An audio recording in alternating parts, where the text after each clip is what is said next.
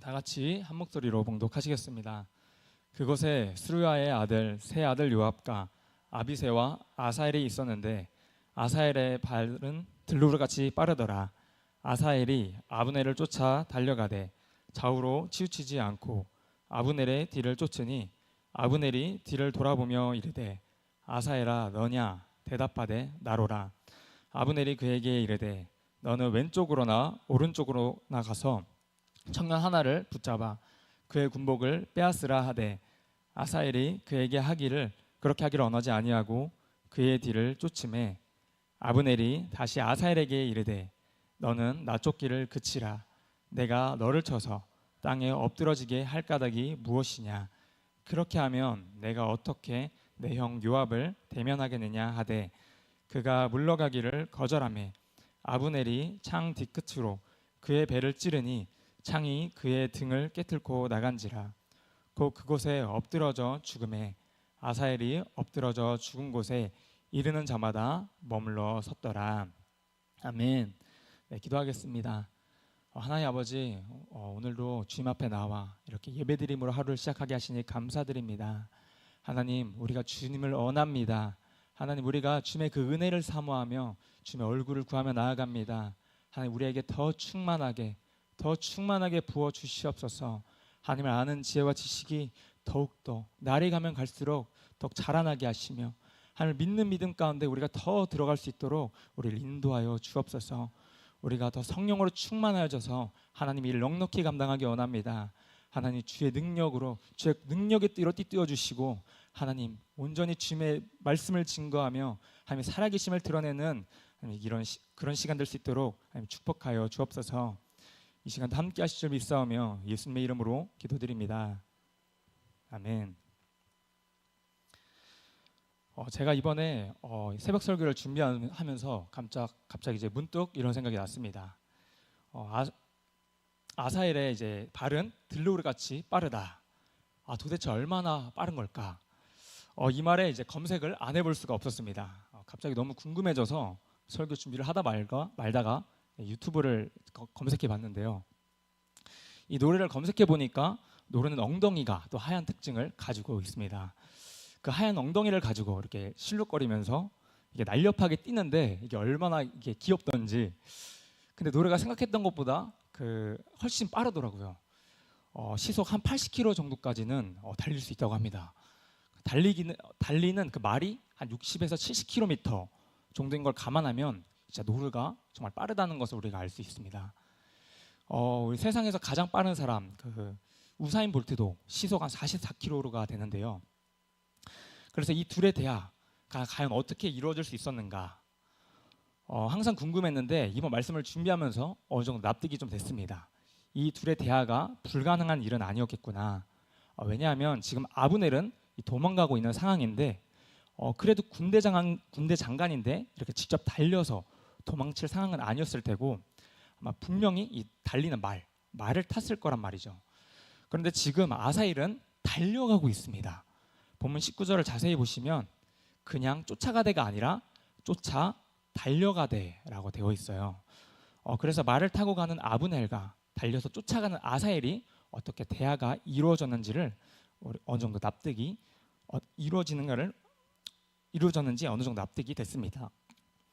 이 계속되는 아사엘의 추격과 또 아브넬과의 대화, 그리고 결국 아사엘이 죽고 마는 그 장면이 오늘 본문에 나옵니다. 이 두 인물의 싸움은 넓게 보면 이스라엘 두 세력이 갈라져서 세력 다툼이 일어나는 것으로 볼 수 있습니다. 그래서 지금 서로 싸우는 중에 아브넬의 군대가 다윗의 신복들 앞에서 패하자 도망가고 있는 그런 상황입니다. 이 아사엘이라는 인물과 아브넬의 인물, 이 두 사람의 인물평을 보면서 아사엘이 아브넬을 쫓아가다가 왜 죽게 되었는지를 살펴보겠습니다. 먼저 오늘 이 스토리를 이해하기 위해서는 인물의 설명이 필요합니다. 구약을 이해하는 데 있어서 당시 역사와 또 그 인물의 배경, 그리고 인물들의 이름의 의미를 우리가 알 필요가 있는데요. 특히 구약은 이 단어의 뜻을 알면 본문의 메시지가 더 잘 납득되는 부분이 있습니다. 그리고 거기서 우리에게 주는 교훈을 얻게 됩니다. 먼저 본문 18절부터 다시 보도록 하겠습니다. 그곳에 스루야의 아들 세 아들 요압과 아비새와 아사엘이 있었는데 아사엘의 발은 들로르같이 빠르더라. 먼저 여기서 수루야라는 사람이 언급이 됩니다. 이 수루야는 다윗의 누이였습니다. 보통 유대인의 간습에 따르면 이 자식들의 이름을 소개할 때 아버지의 그 이름을 따라서 그 자녀들의 이름이 언급됩니다. 그래서 성경에는 아브라함의 아들 이삭, 이삭의 아들 야곱, 이런 식으로 아버지의 이름과 함께 자식이 소개됩니다. 근데 지금 본문에서는 어머니 수르의 이름을 따라 그 자식들이 소개되고 있어요. 요압, 아비새, 아사엘, 한 여인의 아들로 언급됩니다. 이렇게 기록된 데는 몇 가지 이유가 있는데요. 여러 가지 학설들이 있습니다. 먼저는 다윗의 누이 수르야가 특별히 뛰어난 여인이었기 때문이다라는 주장이 있습니다. 성경에서 여인이 이름이 이렇게 나오는 경우가 많지는 않은데요. 특별히 이 하나님이 세우신 사람, 특별히 사용하신 사람이나 선지자로서 특별히 부르심을 받는 경우 이렇게 언급되는 경우가 종종 있습니다. 둘째로는 수르야가 일찍 남편을 사별했기 때문이다, 이렇게 보는 입장이 있습니다. 그리고 마지막으로 보는 입장은 요압과 아비새, 아사엘, 이 다윗의 친분 관계를 강조하기 위함이다, 이렇게 보기도 합니다. 어쨌든 이 수르야라는 여인도 성경에 언급이 됐다는 것은 특별히 연인이라고 볼 수 있겠죠. 네. 이제 그 다음에 살펴본 인물은 요압입니다. 요압의 이름의 뜻은 요한은 아버지이십니다 라는 의미를 가집니다. 이 요압은 다윗 왕조의 중심 인물이었습니다. 다윗의 조카로서 사무엘에서도 빈번히 등장했었죠. 다윗이 왕이 되기 전부터 다윗을 따랐고, 요압이 왕이 되기 전부터 다윗을 따랐고 이스라엘의 통치 영역을 확장시키는데 큰 역할을 한 그런 인물이었습니다. 그런 한편으로는 다윗을 굉장히 괴롭힌 장본인이기도 했고요. 요압의 모습을 살펴보면 이중적인 모습을 우리가 발견할 수 있는데요. 요압은 다윗을 위해서 시온 성을 쌓는데 협력하고 또 수많은 전쟁을 치러 혁혁한 공을 세우기도 했습니다. 그러나 다윗이 죽이지 말라고 부탁했음에도 명령에 불복종하여 압살롬, 아마샤, 아브넬 등을 교묘한 깨를 써서 죽인 인물이기도 했습니다. 이 다윗의 마음을 개인적으로 아프기도 했던 인물이기도 했습니다. 만약에 요압이 진정으로 이스라엘을 위해서 또 다윗 왕조만을 위해서 진실한 마음으로 충성했다면 오히려 그는 칭송을 받았을 거예요. 근데 그게 아니라 아주 개인의 사사로운 감정이나 야망을 가지고 행동했기 때문에 문제가 됐다는 것입니다. 다음은 훗날 조카였던 요압에게 이렇게 저주를 선포하고 그를 경계하게 됩니다. 결국 요압은 이러한 기질로 인해서 솔로몬의 군대 장관 분하야에게 살해당하는 최후를 맞이합니다. 이 요압의 모습을 통해 우리가 알 수 있는 것은 바로 이 참된 충성이라는 것, 그것은 많은 일을 하는 데 있는 것이 아니라는 겁니다. 진정한 충성은 자기의 욕망을 버리고 진심으로 하나님의 뜻을 구하는 것입니다. 자기의 상급을 얻고 자기의 욕심을 채우려고 하면 안 된다는 것을 요압을 통해 보여주고 있는 것이죠. 다음으로는 아비새라는 인물이 나옵니다. 아비새의 이름은 나의 아버지는 선물이다, 나의 아버지는 이새이다 라는 뜻을 가지고 있습니다. 아비새 역시 요압과 함께 일평생 다윗 왕조의 충성을 다한 자였습니다. 요압과 더불어 다윗 군대의 유력한 장군으로서 압살롬의 반역을 평정하고 또 다윗의 목숨을 구하는 등 많은 공을 세운 사람이었습니다. 특히 혼자 창으로 300명의 적군을 물리찌른 일이 기록될 정도로 이름 있는 용사라고 할 수 있습니다. 그 다음 나온 인물이 바로 오늘 본문 바로 문제의 인물인 아사엘입니다. 이 아사엘의 의미는 하나님의 만드심이라는 좋은 의미를 가지고 있습니다. 요압과 아비새의 막내 동생이죠. 다윗의 30용사 중 한 사람으로 아사엘도 이름을 알리고 있습니다. 그리고 다윗의 군대 장관이기도 했고요. 특별히 서두에서 말했듯이 발이 빠르기로 유명합니다. 그런데 오히려 너무 빨리 달려서 이 사울의 군대 장관이자 현재는 이스보셋의 군대 장관인 아브넬에게 죽임을 당하는 그런 비참한 불운을 겪게 됩니다. 본문 19절에서 21절까지의 그 내용이 나오는데요. 우리 함께 읽겠습니다. 시작. 아사엘이 아브넬을 쫓아 달려가되 좌우로 치이치지 않고 아브넬의 뒤를 쫓으니 아브넬이 뒤를 돌아보며 이르되 아사엘아 너냐? 대답하되 나로라. 아브넬이 그에게 이르되 너는 왼쪽으로나 오른쪽으로나 가서 청년 하나를 붙잡아 그의 군복을 빼앗으라 하되 아사엘이 그렇게 하기를 언하지 아니하고 그의 뒤를 쫓음에. 아브넬이라는 인물은 당시에 다윗에게 항거하는 핵심 인물이었습니다. 사실 이스보셋은 꼭두각시였고요. 실질적으로 이스라엘을 지배했던 사람은 바로 이 군대 장관 아브넬이었습니다. 그렇기 때문에 아사엘은 그가 죽으면 아사엘은 아브넬만 죽으면 그 사람만 죽으면 모든 것이 끝나겠구나. 그러면 드디어 다윗의 이 통일왕국 시대가 열릴 것이다 이렇게 생각했습니다. 그래서 이스라엘 군대 장관 아브넬을 겁도 없이 아주 집요하게 추격했던 것입니다. 저 사람만 죽으면 온 이스라엘이 우리 것이 된다. 자기 나름대로는 이렇게 공을 세우려고 했던 것이죠. 이제 아브넬은 자신의 뒤를 따라오는 자를 봅니다. 아사엘 너냐?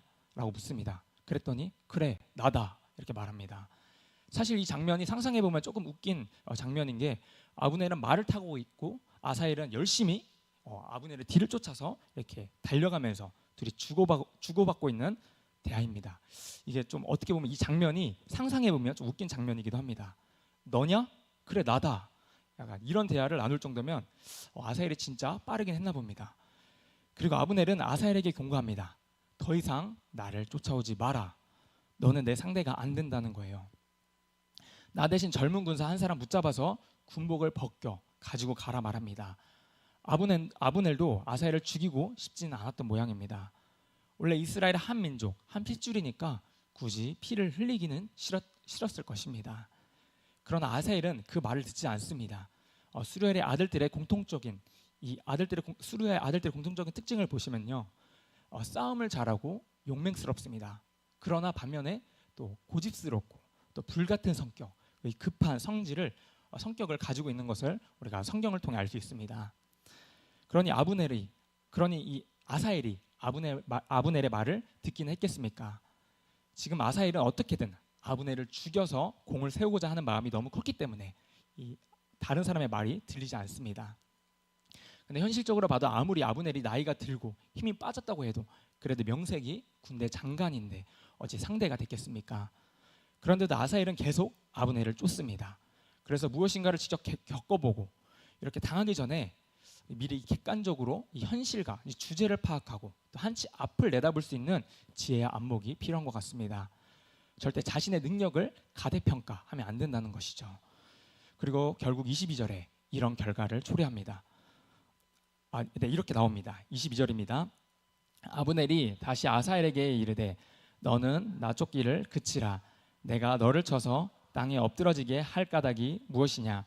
그렇게 하면 내가 어떻게 내 형 요압을 대면하겠느냐 하되. 이게 바로 표면적인 이유였습니다. 이 말은 아사엘과의 싸움을 피하기 위한 어떤 변명 아닌 변명을 합니다. 즉 행여라도 이 자신과 싸움에서 아사엘이 다치거나 죽는 것을 아브넬도 원치 않았습니다.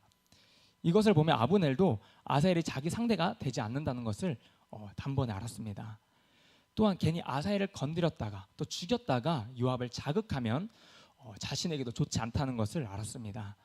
아브넬도 아마 요압의 성격을 잘 알고 있었던 모양입니다. 그러나 이렇게 계속되는 경고를 무시한 아사엘은 결국 이렇게 됩니다. 본문 23절입니다. 그가 물러가기를 거절하매 아브넬이 창 뒤끝으로 그의 배를 찌르니 창이 그의 등을 깨뚫고 나간지라. 곧 그곳에 엎드러져 죽음에 아사엘이 엎드러져 죽은 곳에 이르는 자마다 머물러 섰더라. 그가 물러가기를 거절하매. 왜 그랬을까요? 아사엘은 자신의 빠른 달리기, 빠른 발걸음만 믿고 그만 아브넬을 따라잡아 죽일 줄 알았던 것입니다. 조금이라도 겸손하고 사리를 분별하고 자기 자신에 대해서 알았다면 아브넬이 자신보다 뛰어난 이 백정 노정임을 깨달았다면 아마 거기서 멈췄을 것입니다. 근데 아사엘은 결국 어리석은 죽음을 맞이합니다. 아브넬은 창 뒤끝으로 찔렀다고 이렇게 기록되어 있는데요. 여기서도 보면 아브넬이 아사엘을 죽일 생각이 없었다는 것을 알 수 있습니다. 죽이려면 이 창끝 뾰족한 쇠로 찔러야지 창 뒤로 이렇게 찌르는 사람이 어디 있겠습니까? 이 모습은 아사엘은 고의로 죽일 마음이 없었다는 것입니다. 그냥 쫓아오지 못하도록 하려고 접근하지 못하도록 창 뒤꿈치로 경고성으로 이렇게 하려고 했던 것 같습니다. 근데 창 뒤끝에도 이 창날만큼은 아니어도 뭔가 찌를 만한 게 있었던 것 같습니다. 근데 창이 아사엘의 배를 뚫고 지나가 버리게 됩니다. 결국 이렇게 아사엘은 죽음을 맞이합니다. 결국 아사엘의 죽음의 원인은 자신에 대한 어떤 능력, 이 빠른 발걸음, 어떤 자신의 교만 때문에 죽었다고 할 수 있습니다. 자신의 이 빠르고 날렵함, 그리고 저 나이든 아브넬을 죽일 수 있다는 어떤 근자감이 그를 죽게 만들었습니다. 재능의 교만이라는 말이 있는데요, 자신의 어떤 능력을 믿고 이 아브넬도 바로 자신의 그 재능으로 이 죽임을 당한 것입니다. 전체적으로 오늘 말씀을 돌아보면 이렇게 본문은 이스라엘 한 동족, 한 형제를 죽이는 비극이 이어지는 모습을 보여줍니다. 아브넬은 자신의 뜻대로 왕을 세워서 하나님께 불순종한 것이고 또 결국 아사엘까지 죽이게 됩니다. 자기가 의도하지 않았더라도 결국 이렇게 비참한 최후를 맞이하게 되었습니다. 그러니까 결국 자기 형제를 죽이지 않기를 원했던 사람까지 이렇게 죽이게 된 것이죠. 그렇다면 오늘 우리는 이것을 어떤 메시지로 받아야 할까요? 바로 이 자기 개인의 탐욕과 이익을 위해서 자기 힘으로 이렇게 무슨 일을 하면 안 된다는 것입니다. 이렇게 하나됨을 깨트리면 이 공동체를 깨트리면 그 책임을 물을 수가 있는 것입니다. 이렇게 남을 모함하고 괴롭게 하는 것, 또 분당을 지어 교회를 어지럽게 하는 것, 또 아무런 열매도 없고 오히려 자신의 그 파멸을 이끌기만 합니다.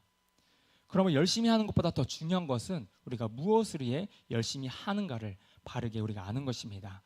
우리는 주님을 위해서 열심히 사는 자가 되길 바랍니다. 주를 위해 심은 것은 반드시 좋은 열매를 반드시 맺게 될 줄 믿습니다. 그리고 또 하나 바로 탐욕의 문제라는 것입니다. 탐욕은 사람을 도구화하고 수단에 의해서 이기적으로 대하게 만듭니다. 이렇게 자기를 사랑하는 것은 또 말씀에 대한 불순종이라고 할 수 있습니다. 뿐만 아니라 자기 우상화라고도 할 수 있는 것입니다. 그리고 이것이 자기 어떤 능력을 믿고 나가는 이 아사엘의 모습을 통해서 결국 교회 안에 또 이런 모습이 있어서 안 되는 세속적인 모습을 보여주는데요. 또 하나는 제가 그런 생각도 했습니다. 그 아사엘은 자기 어떤 능력을 믿고 쫓아가서 아브넬을 죽여야겠다 이렇게 마음을 먹고 갔는데요. 이 영적 전쟁도 그런 것 같습니다. 자신이 내가 약한 영을 내가 무찔 수 있을 것이다.